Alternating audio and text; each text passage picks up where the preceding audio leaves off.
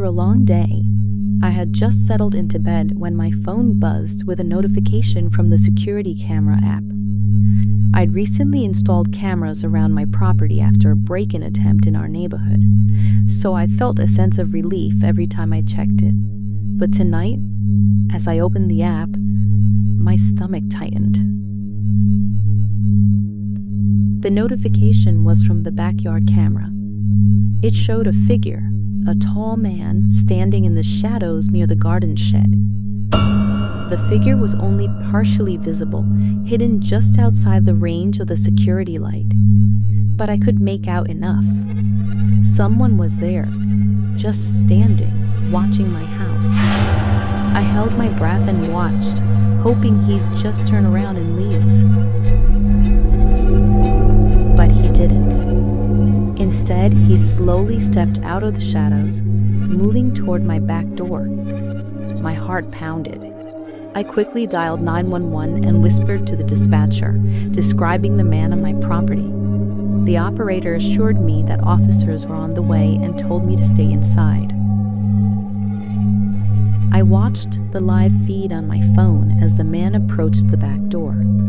He seemed to know exactly where the camera was, looking directly into it before stepping back as though trying to avoid being fully captured.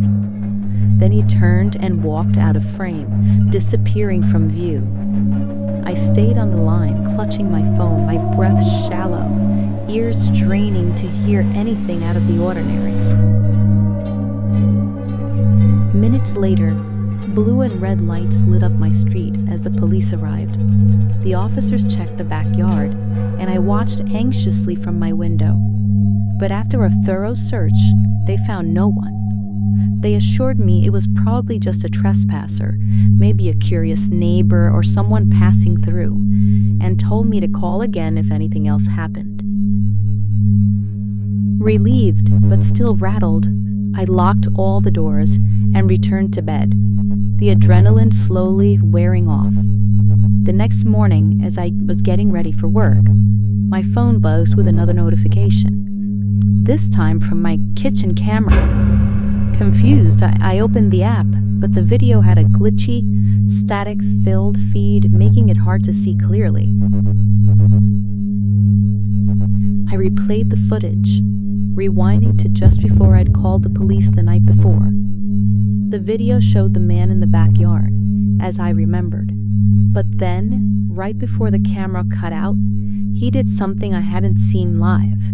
He looked directly at the camera, raised a hand, and held up a single finger to his lips.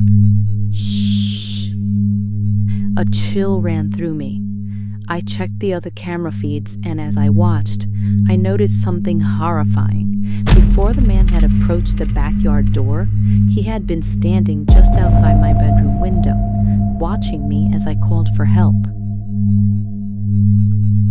The police found no trace of him, but I never felt alone in that house again. After a few frightening weeks that seemed to last forever, I moved into a friend's house. Those were the scariest days of my life. A few weeks later, while watching the news one evening, there was a report about a man who had escaped the mental ward of a hospital near where I used to live that was terrorizing residents and even went as far as sneaking into homes and attacking women who lived alone. He had been finally caught. My blood ran cold. One of those women could have been me.